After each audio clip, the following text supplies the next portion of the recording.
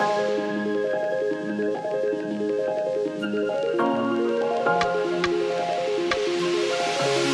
sommes très heureux d'être en direct ici avec de l'altitude. Ce matin, nous avons pris de l'altitude. On dit que c'est du plus haut que l'on voit le plus loin, mais justement, nous sommes au dernier étage de la tour marseillaise dans ce magnifique territoire de la métropole d'Aix-Marseille, dans le cadre de notre tournée avec nos rédactions de la Tribune, puisque depuis maintenant quelques semaines, nous faisons étape dans chaque grande métropole en France pour pouvoir justement parler de solutions sur les enjeux de décarbonation avec la ligne d'arrivée, puisque nous serons à l'Hôtel de Ville de Paris le 8 décembre pour la Journée mondiale du climat.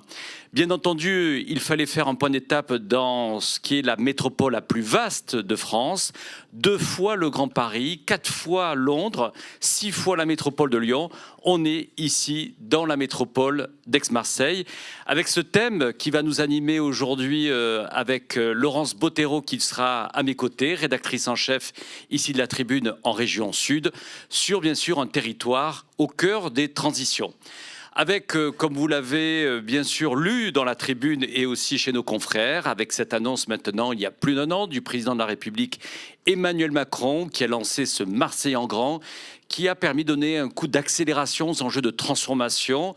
Et puis, bien entendu, la métropole en tête. Nous allons en parler avec nos invités. Tout d'abord, Didier Réau, bonjour. Bonjour. Vous êtes vice-président de la métropole d'Aix-Marseille et vice-président du conseil départemental des Bouches-du-Rhône.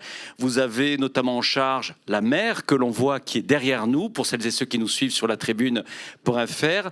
Le littoral, bien sûr, les enjeux de climat, de ressources, d'eau, mais également président, justement, des Calanques, du parc national des Calanques. On en parlera avec vous dans quelques instants. Nos invités, 3 femmes. Nous avons invité ce matin 3 femmes avec justement des regards différents, parce que pour nous à la Tribune, on aime bien aussi inviter des acteurs qui sont pas nécessairement dans le territoire de la métropole d'Aix-Marseille, mais qui vont nous permettre d'avoir justement une vision différente. Tout d'abord, à ma gauche, Gabriel Alperne, vous êtes docteur en philosophie. Vous allez tout à l'heure nous parler d'hybridation, et c'est un sujet, à mon avis, qui s'adapte bien à la métropole d'Aix-Marseille. Et ça me permet de vous présenter un livre qu'il faut absolument lire, qui s'appelle « Tous centaures, éloge de l'hybridation ».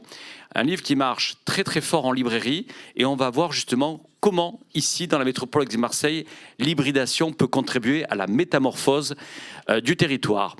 Dominique Alba, bonjour, vous êtes directrice générale des ateliers de Jean Nouvel. Ce n'est pas, on va dire, neutre. Ce n'est pas neutre cette invitation qu'on vous a proposée, puisque vous avez pris la direction générale des ateliers de Jean Nouvel depuis 3 semaines. Vous avez dirigé la Pure à Paris, qui est l'agence d'urbanisme à l'échelle du Grand Paris. Et puis, quand on parle de Jean Nouvel, on est ici dans une réalisation de Jean Nouvel. Nous en parlerons dans quelques instants. Et enfin aussi, bien entendu, dans ce positionnement où la métropole d'Aix-Marseille veut être un modèle de métropole à l'échelle de la Méditerranée, eh bien, on a invité ce matin la grande architecte urbaniste, lauréate en Espagne, qui est Carmen Santana, basée à Barcelone et qui viendra ici nous partager aussi son regard sur la métropole d'Aix-Marseille. Mais tout d'abord, l'actualité, on va démarrer avec vous, Didier Réau. Oui, ici, puisque il y a ceux qui, on va dire, sont les concitoyens qui sont ici avec nous ce matin à la tour marseillaise, qui voient des chantiers dans la métropole, qui voient que les choses sont en train de bouger. Et puis il y a celles et ceux qui nous suivent partout en France et qui s'intéressent bien sûr au développement économique de la métropole d'Aix-Marseille. Ce Marseille en grand, on voit bien que ça a donné quand même un effet d'accélération, avec à la fois une métropole qui porte les sujets, les compétences en matière de mobilité. La présidente Martine Vassal a porté et a pu, on va dire, valider 15 projets qui vont être très structurants. Est-ce que ce plan mobilité, c'était vraiment, on va dire, la séance de rattrapage pour remettre la métropole au niveau des grandes métropoles européennes ? Bonjour à tous. Je pense que plus qu'une séance de rattrapage, c'était indispensable de la part de l'État de s'intéresser à la 2e ville de France, à la 2e métropole de France, parce que depuis des années, des dizaines d'années, l'État n'a pas pris conscience qu'il y avait ici en bord de Méditerranée, face à l'Afrique, face à un continent qui est dans le développement, qui est dans l'attente d'une participation de l'Europe beaucoup plus importante sur les sujets économiques, sur les sujets environnementaux, sur les sujets sanitaires, etc., qui avait là une ville, une métropole, qui était donc la deuxième conurbation française, et que personne finalement ne s'était intéressé vraiment à son développement, à son futur et finalement à tout ce qui fait qu'une ville en France, une métropole en France peut contribuer finalement au rayonnement de la France. Donc c'était tout naturel que finalement le président de la République, quel qu'il soit, et là c'était Emmanuel Macron, et il faut le remercier, s'intéresse finalement à Marseille et à sa métropole, parce que c'est aussi l'intérêt stratégique de la France, de l'Europe, d'avoir une forte métropole puissante en Méditerranée, et c'est Marseille qui doit assumer ça, avec son grand port, bien entendu, et avec l'ensemble des atouts que vous avez énoncés tout à l'heure. Alors justement, Didier Rault, on voit bien que là on rentre dans le concret, parce que bien entendu les habitants de cette métropole d'Aix-Marseille, on a souvent ici avec la Tribune, on a organisé beaucoup de débats ces dernières années où on parlait à la fois du trafic, des bouchons, qui ne touchent pas que la métropole d'Aix-Marseille. On voit bien aujourd'hui la congestion de ces problématiques, on pourra en parler tout à l'heure avec Dominique Alba. Néanmoins là on va rentrer dans le concret. Martine Vassal a présenté en tout cas les engagements qui sont pris pour accompagner ces projets structurants. Est-ce qu'on peut dire que ces projets, non seulement, bien entendu, ils vont aller dans une démarche de développement durable, un sujet que vous connaissez bien, puisqu'on va être dans des enjeux de décarbonation, de déplacement propre, et à la fois, j'allais dire, de réduire peut-être ces fractures sociales, de réconcilier nord et sud, pas que, parce qu'il y a aussi des projets qui permettront d'aller vers l'est de la métropole. Est-ce que, finalement, cette réconciliation, on va en parler tout à l'heure sur les sujets d'hybridation, mais est-ce que, finalement, les mobilités vont peut-être changer toute la nature même du sens de cette métropole? Alors c'est indispensable de travailler sur les mobilités et le réseau de transport en commun notamment, de le moderniser, et c'est l'opération que nous menons sur l'automatisation du métro, qui bénéficie d'1 milliard d'euros dans les années qui viennent pour pouvoir automatiser ce métro et le rendre beaucoup plus sécure et beaucoup plus performant. C'est aussi 2 autres milliards qui sont développés pour assurer un réseau de transport en commun sur la ville avec des tramways vers le sud, vers le nord, qui sont en cours d'élaboration, pour certains sur le sud en cours de réalisation, et puis un maillage sur l'ensemble de la métropole, sur le côté aixois et puis sur le côté ouest, qui nous permettront là aussi d'avoir des sites propres pour le transport, d'avoir, je l'espère, une réduction du trafic automobile, parce que c'est comme ça la logique, et de pouvoir permettre aux entreprises d'inciter leurs salariés à prendre le réseau de transport en commun. Il y a du travail. Il y a effectivement des investissements à faire, ce que nous faisons, et l'investissement de l'État dans ce domaine-là est indispensable et il est forcément bienvenu. Avant qu'on parle tout à l'heure du parc des Calanques, peut-être un mot sur le port, puisqu'il est en arrière-plan pour les images, en tous les cas, qui sont diffusées sur la tribune. Le port, bien sûr, une place très importante aujourd'hui qu'occupe la métropole d'Aix-Marseille, justement, dans cet axe Europe-Afrique. L'enjeu de la décarbonation, c'est un enjeu très important aussi pour le maritime.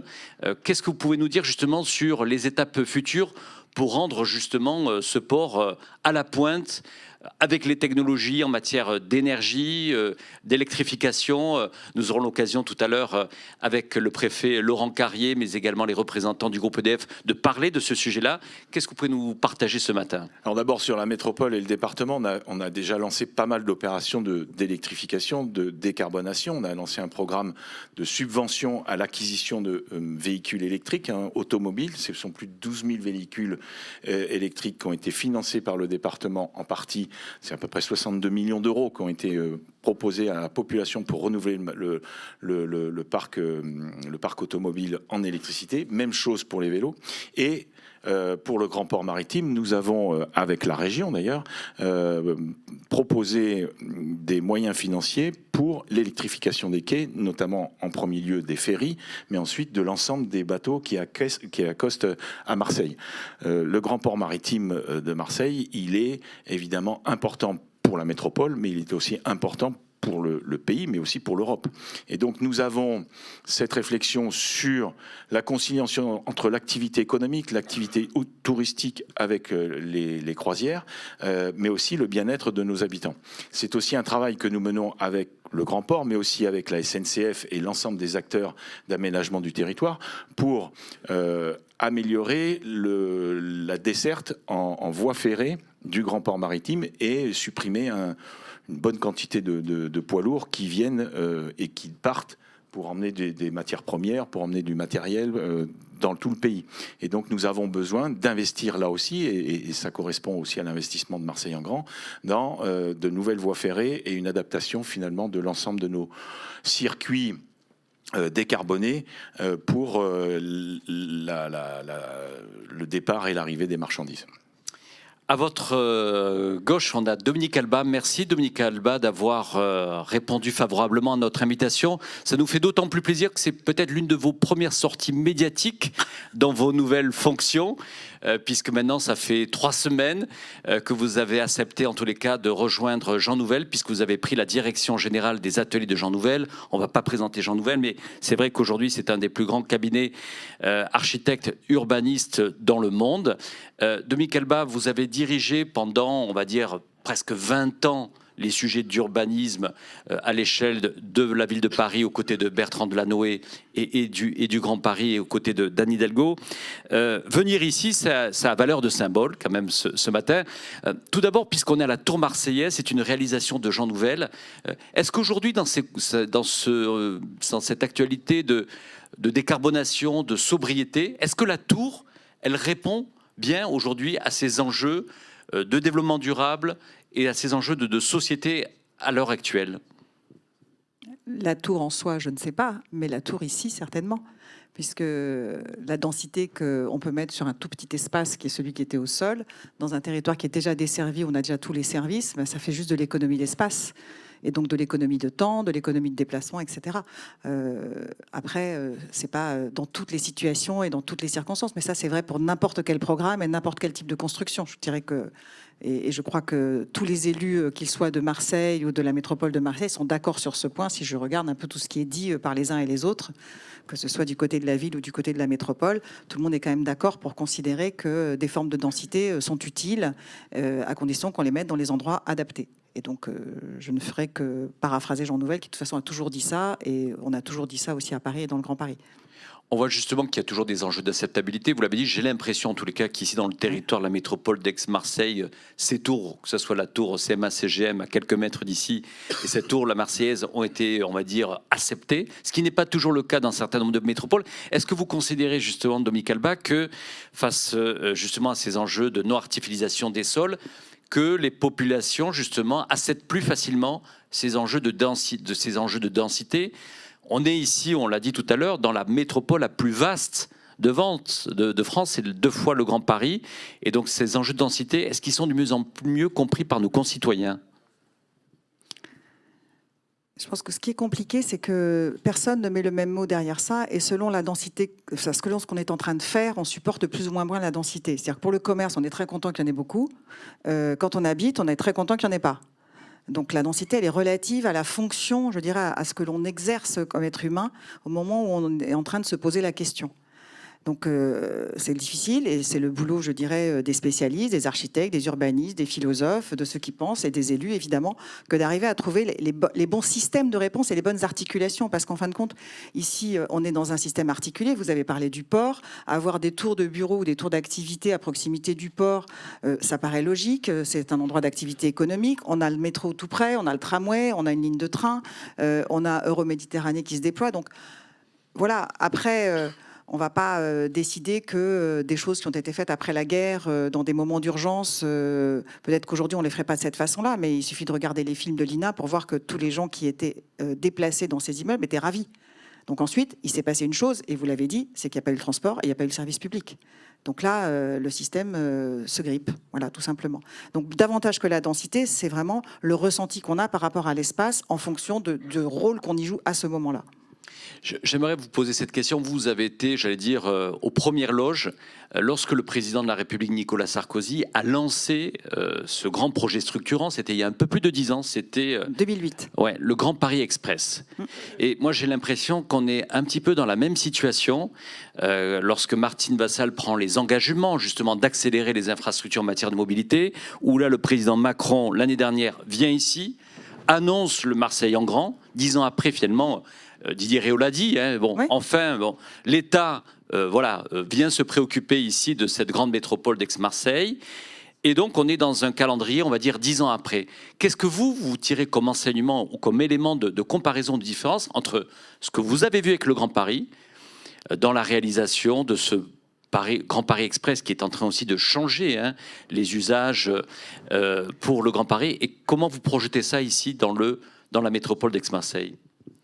En fait, il y a un point commun, c'est que ce sont deux systèmes de transport, ou je dirais, ce sont deux investissements sur la mobilité qui s'adressent à des territoires déjà constitués. Et ça, c'est une nouveauté, puisque dans l'histoire de la planification, on planifie des choses, on construit, on fait venir le transport, mais il y a une forme de logique. Et là, on est dans un système inversé, que ce soit dans le Grand Paris ou dans le Grand Marseille, c'est exactement la même chose. Et en 2008, j'étais à la fois directrice du pavillon de l'Arsenal et directrice déléguée de la Pure.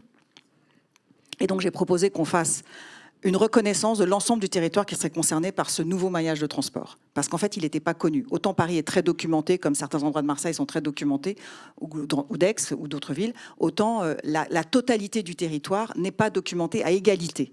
Et moi, j'ai dit, si on veut avoir que les gens s'emparent de ce système de transport et qu'on le gère d'une manière intelligente, c'est-à-dire qu'il y ait des vraies retombées, et qu'à côté de l'artère principale que constitue le gros investissement du réseau du Grand Paris Express pour le Grand Paris, ou d'autres réseaux que vous venez de citer, Monsieur le maire, Monsieur le Président, Je suis pas maire.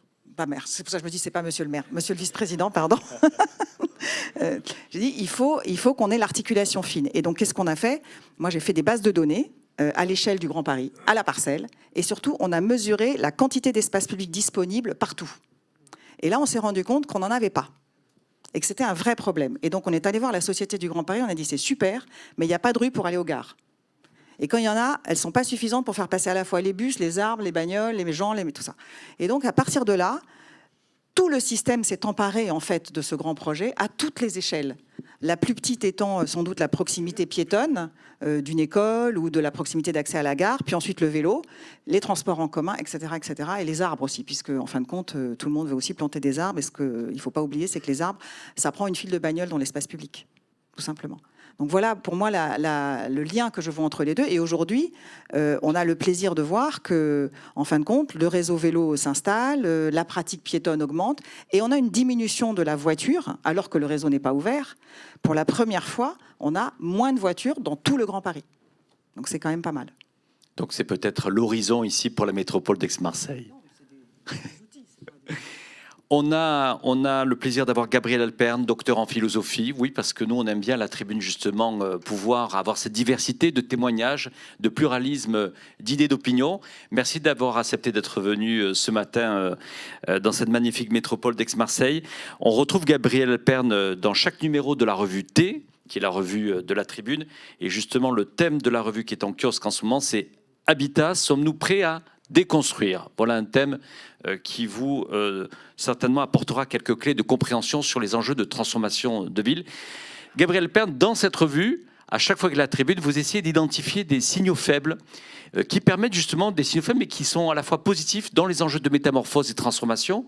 Vous, qu'est-ce que vous observez aujourd'hui vous le voyez bien, dans des enjeux de métropole qui ont besoin de se transformer, des enjeux de décarbonation, tout en avoir la nécessité de faire du développement économique.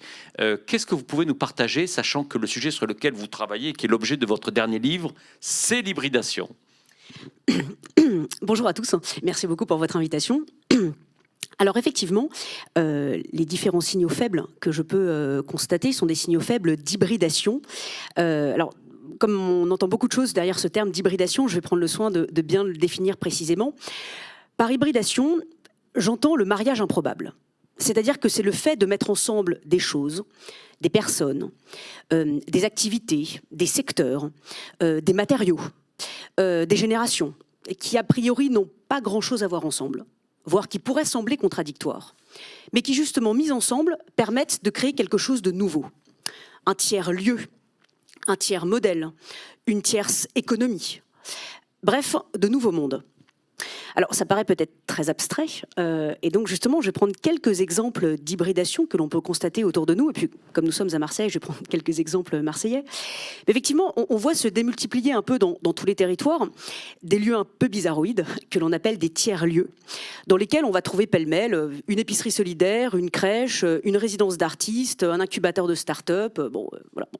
Et donc, tous ces usages, tous ces publics, toutes ces fonctionnalités réunies en un même endroit. Il y a par exemple la friche Belle de Mai à Marseille. On voit par exemple dans toute la réflexion sur comment penser les maisons de retraite du futur, une réflexion sur peut-être on peut faire créer des liens intergénérationnels. Et donc là aussi à Marseille, il y a les jardins d'Haïti, et donc où il y a effectivement une crèche dans la maison de retraite. Et donc là, comment est-ce que l'on hybride les générations ? On voit également se développer un phénomène, enfin une nouvelle manière d'habiter que l'on appelle le co-living, où effectivement on va mutualiser, les habitants dans l'immeuble vont mutualiser une chambre d'amis, une buanderie, une cuisine et pourquoi pas d'ailleurs une voiture. Je pourrais démultiplier les exemples comme ça à l'infini. En tout cas, tous ces petits signaux faibles indiquent que, à mon sens, ils ne sont pas éparpillés les uns les autres, mais je pense qu'ils témoignent peut-être du fait que l'hybridation serait la grande tendance du monde qui vient. Alors la chose, c'est qu'une fois qu'on a dit ça, l'hybridation, c'est pas en un claquement de doigts que ça se fait. L'hybridation, c'est un travail. C'est presque même une discipline. Et c'est là où justement, dans mes travaux de recherche, j'ai pris cette figure du centaure. Dans l'Antiquité grecque, donc vous voyez tous à quoi ça ressemble. C'est un être humain au-dessus de la ceinture et un cheval en dessous de la ceinture. Figure hybride par excellence. Et en fait, ce qui m'a intéressé dans cette figure du centaure, c'est voir justement quel est le type de relation entre la partie humaine et la partie cheval dans le centaure. Est-ce qu'elles sont dans une relation de fusion, où on ne sait plus qui est qui ? Est-ce qu'elles sont dans une relation de juxtaposition, où en gros on a collé un torse d'homme sur des jambes de cheval, mais chacun fait sa vie de son côté ? Ou est-ce qu'elles sont dans une relation d'assimilation, au sens où il y a une partie qui essaye de prendre le pas sur l'autre, et finalement de dévorer l'autre. Alors, fusion, juxtaposition, assimilation, au sens où l'un prend le pas sur l'autre. Pour moi, ce sont les 3 pièges de la relation à l'autre. Et ça, c'est vrai en amour, en amitié, en géopolitique, ou même dans les relations professionnelles, et même aussi à l'échelle d'un territoire. Et l'hybridation, c'est autre chose. Le centaure, lui, il ne tombe dans aucun de ces pièges.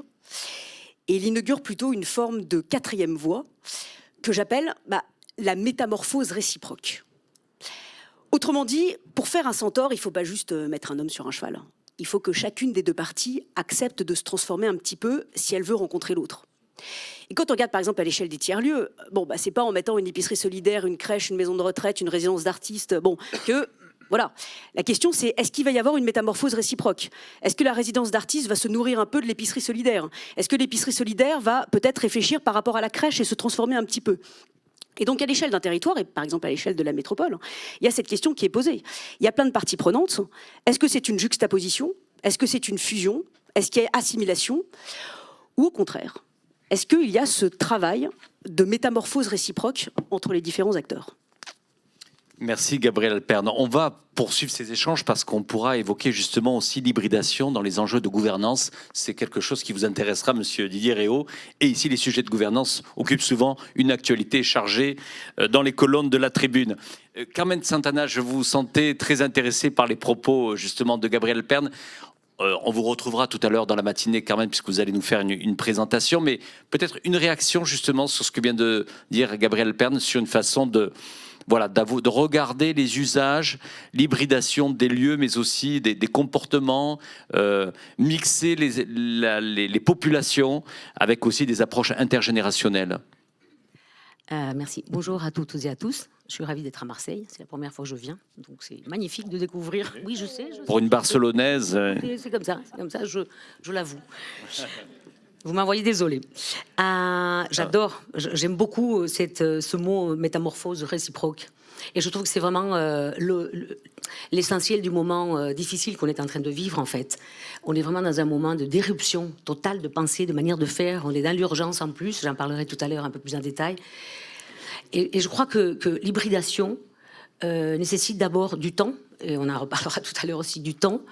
De la conversation, comme dit Dominique. Et moi, je appelle ça la co-création. C'est-à-dire on doit pouvoir mettre autour de la table des éléments qui sont complètement différents, des gens très transversaux, très disrupteurs, et les habitants.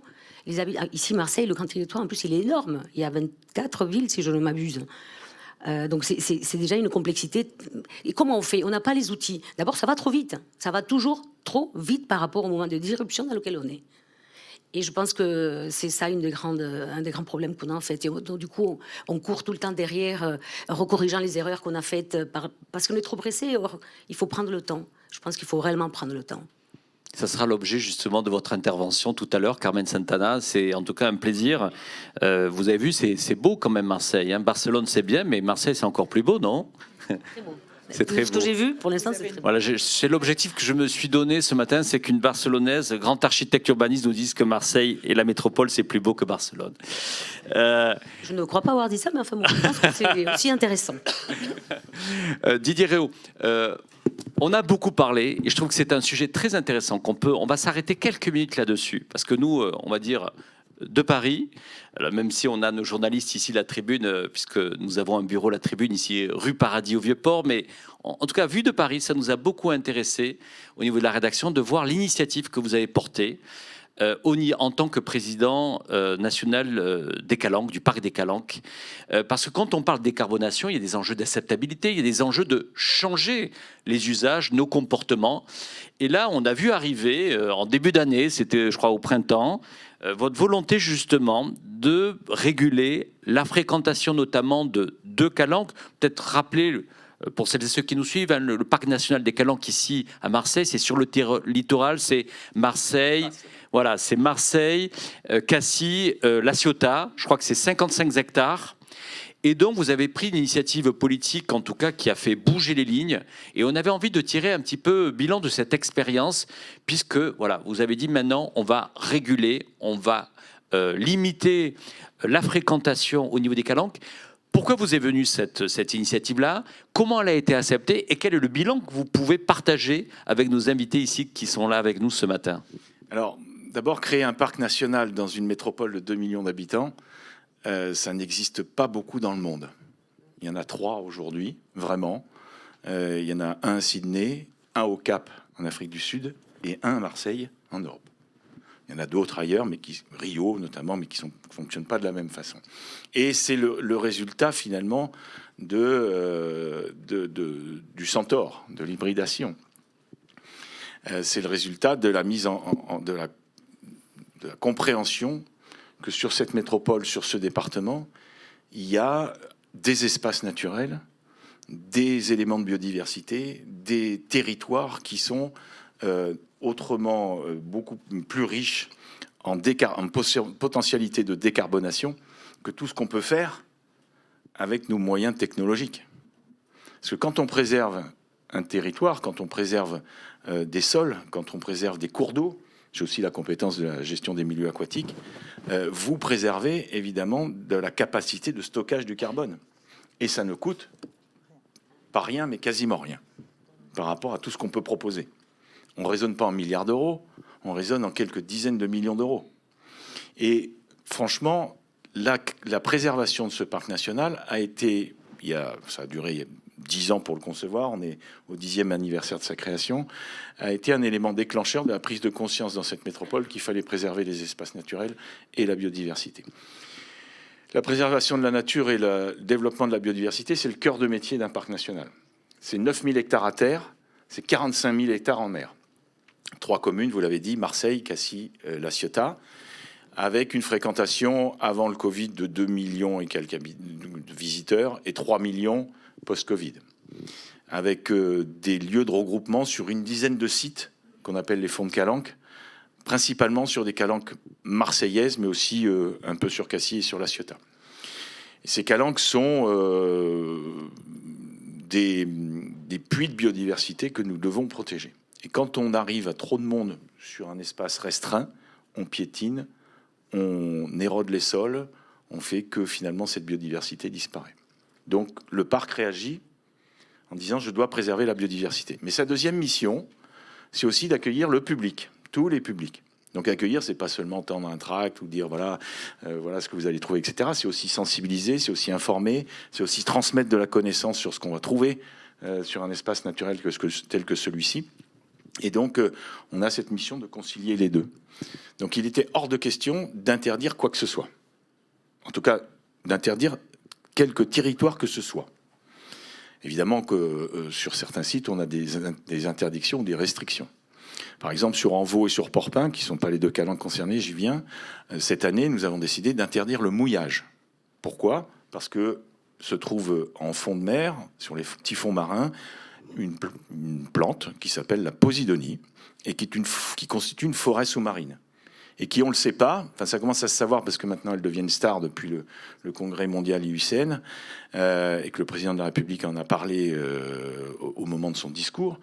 1 hectare de posidonie, c'est 7 fois plus capteur de carbone qu'un hectare de forêt tempérée. Et 5 fois plus qu'un hectare de forêt tropicale.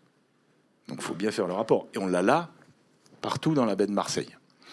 Et donc, quand on mouille mal son bateau, quand on jette mal son ancre, on arrache de la posidonie et ça met des dizaines d'années, voire des centaines d'années à repousser. Et on détruit finalement un puits de carbone. Donc on a interdit le mouillage sur des calanques où il pouvait y avoir 85 bateaux tous les jours ancrés ici.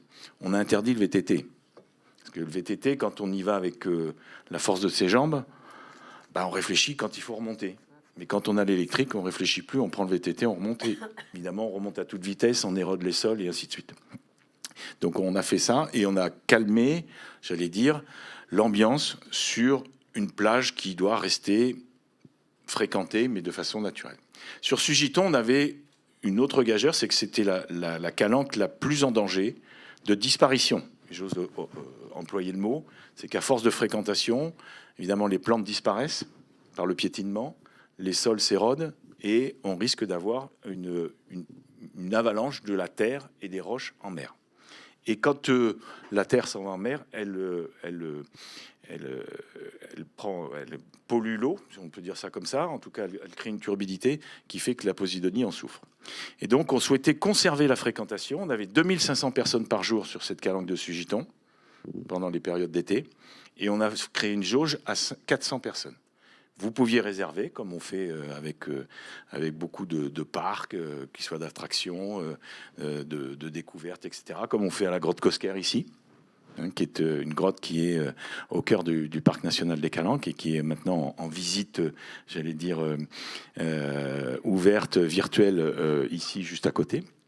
Et donc, on a mis en place cette réservation. Cette réservation, elle permet à tout le monde d'y aller, sauf que ça permet aussi à chacun de préparer sa visite.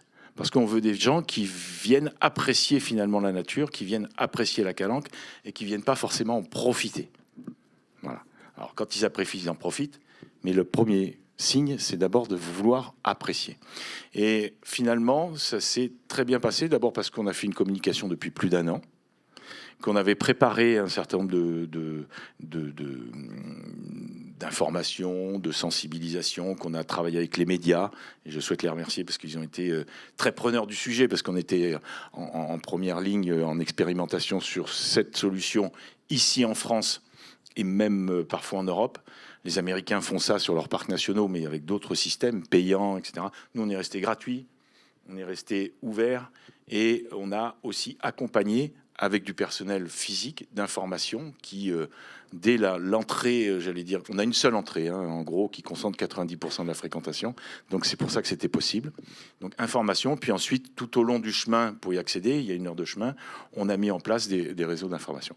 Tout ça pour dire que si on interdit sans expliquer les choses, ça ne marche pas. Les gens tentent de forcer. Si on interdit en informant, c'est moins compliqué, mais ça l'est quand même. Et si on interdit un certain nombre de pratiques et qu'on explique, ça passe très bien. Et si on permet d'y aller en réservant, en préparant, alors là, ça se passe très bien et ça s'est très bien passé. Nous n'avons eu quasiment pas d'incident, des discussions, bien entendu, des tentatives de négociation, parce que j'ai pas réservé, allez, ça va, c'est bon.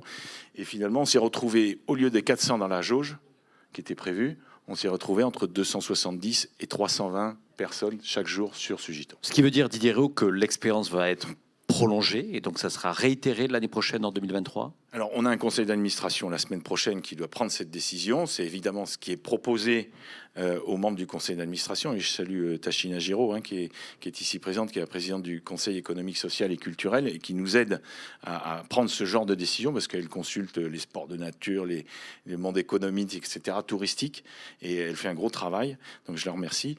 Et évidemment, il sera proposé de reconduire cette expérience-là.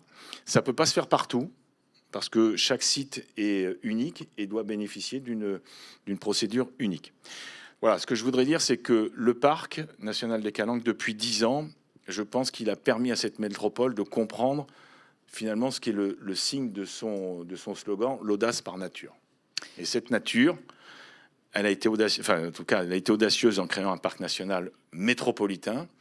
Elle illustre ce slogan, l'audace par nature, et elle le développe un peu partout, et notamment sur les questions de gestion des milieux aquatiques, de prévention des inondations, de gestion des bassins versants, qui sont aussi là des sources de nature, aussi là des sources de bien-être pour la population, et qui nous permettent aussi de minimiser les risques d'inondation sur notre territoire, qui sont très, très fortement impactés régulièrement, j'allais dire. Voilà, donc il faut que nous ayons un travail, et nous faisons ce travail le plus naturellement possible. Dominique Albin, une réaction justement sur un projet, voilà, on voit qu'il a été plutôt bien accepté ici par les habitants. Ben, ma réaction, ça serait de dire ce qui serait bien, c'est qu'on invente aujourd'hui, quand on travaille sur les villes, des possibilités de faire demain des parcs nationaux protégés. C'est-à-dire que la beauté de la ville, aujourd'hui, elle est très orientée vers le patrimoine, vers le paysage, vers des choses qui existaient, qui sont notre héritage. Elle est rarement prise en compte, ou en tout cas posée comme, je dirais, état ou objectif principal de ce qu'on est en train de faire. Et ce que j'avais envie de dire, je vais vous faire une blague, que vous avez arrêté Plus belle la vie et vous feriez faire Plus belle la ville, ça marcherait bien, et qu'il y a plein d'endroits dans Marseille où on peut faire ça, parce qu'il y a plein d'endroits de Marseille qui ne sont pas regardés avec la même bienveillance ou le même intérêt que celui qui a été porté au Parc des Calanques. C'est normal, c'est pas la même chose. Mais en même temps, quand on les regarde et quand on se dit ce qui s'y passe, eh ben, on devrait pouvoir leur donner le même intérêt. Et à partir de ce moment-là, je pense que cette connaissance-là, l'intérêt qu'on leur porterait, les rendrait plus beaux et donc plus agréables pour les habitants, etc., etc., etc. Moi, je crois à ça. C'est ce que j'ai pratiqué pendant 20 ans dans toutes mes fonctions Paris Grand Paris. La révélation de ce qui est là permet à une forme de permanence de la ville, de ce qu'on aime de la ville, de s'installer. Et quand on fait le parc des Calanques, en fait, on considère qu'une histoire nous précède et qu'on doit la préserver. Mais je pense que c'est la même chose pour d'autres endroits, que ça peut faire partie du programme. Voilà, tout simplement du programme. C'est pas uniquement je fais des bureaux, des logements, je fais quelque chose de beau. En 2 mots, parce que souvent ces sujets-là, quand même, il faut un peu de courage politique, parce que, voilà, il faut quand même un peu pousser les murs. Là, monsieur, avec la métropole, on voit bien à poser un sujet des régulations. Au départ, il y a eu quand même, moi je me rappelle, quelques réactions difficiles en disant, ça y est, on est en train de nous prendre notre patrimoine naturel, etc. Je me rappelle, Dominique Albin, quand vous étiez aux côtés de Bertrand Delanoë et Anne Hidalgo, sur le sujet des berges de la Seine, on a bien vu, et ici on suit aussi l'actualité à Paris, où il y a des Marseillais qui vont à Paris, et on voit bien que ce sujet de la réappropriation de la Seine et de condamner, on va dire, les berges, de plus de voitures pour redonner de l'espace public, on voit bien que ça a été très difficile pour Anne Hidalgo, mais aujourd'hui, quand on fait un sondage auprès des Parisiens ne veulent plus de voitures sur les berges de la Seine. Mais ça nécessite, c'est vrai au départ, beaucoup de courage politique. Je veux dire, la Seine, c'est un peu comme les Calanques. Je veux dire que c'est beau, donc c'est quand même logique qu'on s'en occupe de cette façon-là. Mais moi, je vais prendre l'exemple plus récent du boulevard périphérique. Le boulevard périphérique, il y a 500 000 personnes qui habitent de part et d'autre du boulevard périphérique. C'est quand même pas rien. Et en fin de compte, on se dit c'est horrible. Voilà, la seule chose que tout le monde dit, c'est horrible. Mais le courage politique, c'est de se dire, ok, j'ai une situation compliquée, mais je vais m'en emparer et je vais petit à petit regarder comment elle fonctionne et la faire évoluer pour qu'un jour elle soit belle. Voilà. Je voudrais qu'on termine cette table ronde avant d'accueillir dans quelques instants, justement, on va parler de sujets autour de la nature, de l'attractivité, avec Jean-Luc Chauvin, Jean-Pierre Frémont, Dominique Bluzet et Fabienne Scotto d'Imaz. Gabriel Alpern, le sujet de la gouvernance, parce que quelquefois on dit « Oh, la gouvernance, c'est pas très important ». Mais ce sujet-là, je crois que vous le portez justement sur ces enjeux d'hybridation et de gouvernance. Qu'est-ce que vous pouvez nous partager justement comme perspective, peut-être là aussi, d'une façon de gouverner nos villes différemment ? Alors, effectivement, c'est ce que je disais tout à l'heure, cette idée de gouvernance par l'hybridation, en tout cas, il me semble que ce serait, enfin, la gouvernance partagée, c'est la gouvernance, enfin, qui serait hybride ou qui permettrait du coup une métamorphose réciproque entre les différentes parties prenantes. Et en tout cas, ce que je trouve intéressant dans Marseille en grand, avec justement tout le grand plan mobilité, c'est qu'on voit là, avec un exemple concret, que la mobilité participe, enfin en tout cas crée les conditions d'hybridation. C'est-à-dire que si chacun est un peu assigné à résidence de l'endroit où il est, forcément ça complique la possibilité de pouvoir faire des nombreux mariages improbables. Notamment par exemple ce qui a été fait aussi dans l'éducation avec les écoles, et donc qui permet aux écoles, donc, grâce au financement pour Marseille en grand, qui permet donc aux écoles de pouvoir expérimenter des choses, faire là encore une fois des partenariats un peu atypiques. Là, je trouve que c'est intéressant. En fait, ce que je trouve triste, c'est que finalement, on a l'impression que beaucoup d'acteurs au sein de la cité se considèrent un peu comme des îlots fermés et isolés au milieu de l'océan. Et je pense que chaque acteur de la cité a une responsabilité territoriale, et pas seulement d'ailleurs l'entreprise, mais je veux dire l'école, la maison de retraite, enfin voilà. Tous les acteurs de la cité portent une responsabilité territoriale et doivent justement être les acteurs de ces maillages, créer des petits écosystèmes. Et donc c'est là où justement, c'est par la mobilité que ça va pouvoir se faire, c'est par effectivement, oui, des possibilités de financement qui vont permettre des partenariats entre une école et une maison de retraite. Un exemple concret, j'ai toujours trouvé ça étonnant qu'on fasse faire plein de dictées aux enfants, des dictées un peu absurdes. Ils pourraient apprendre la grammaire et l'orthographe en écrivant des lettres pour les personnes qui sont dans les maisons de retraite, par exemple. Bon, il y a plein de mariages improbables comme ça à imaginer entre les acteurs de la cité, et c'est là où justement la métropole a un rôle à jouer. Pour moi, le rôle de la métropole, le rôle en tout cas de la gouvernance, c'est d'être un acteur et un levier justement des hybridations sociales, générationnelles, territoriales, sectorielle, économique. Voilà, c'est ça le rôle de la métropole. Vive l'hybridation, vive la métropole, en tous les cas d'Aix-Marseille. Merci à nos 4 invités. Didier Réau, je vous offre un livre. Je pense que justement, quand on est le président national du Parc des Calanques, ce dernier livre de Gabriel Alpern que vous pouvez retrouver en librairie s'appelle « Penser l'hospitalité » et c'est une très belle conversation entre le fondateur des Mamalcheter qui s'appelle Cyril Aouizirat et Gabriel Alpern. Voilà, « Penser l'hospitalité », ça permettra de préparer justement toute la saison touristique ici pour 2023. Nous avons un Mama Shelter dans le 5e arrondissement, me semble-t-il. Absolument. C'est le 5e, je ne me trompe pas, depuis plusieurs années. Voilà, je le signale. Merci Gabriel Alpern, merci Dominique Alba. Revenez plus souvent donc ici dans la métropole d'Aix-Marseille, puisque cette tour marseillaise, c'est aussi l'héritage de votre cabinet. Tout à l'heure, Carmen Saint-Anan, on vous retrouve tout à l'heure. Vous allez nous apporter justement votre vision, comparatif peut-être de votre vision entre Barcelone et le sentiment de découvrir ici la métropole d'Aix-Marseille. Et merci Didier Réau d'avoir été avec nous pour ouvrir cette matinée. Restez avec nous, vous êtes en direct sur latribune.fr pour Aix-Marseille Zéro Carbone. À tout de suite.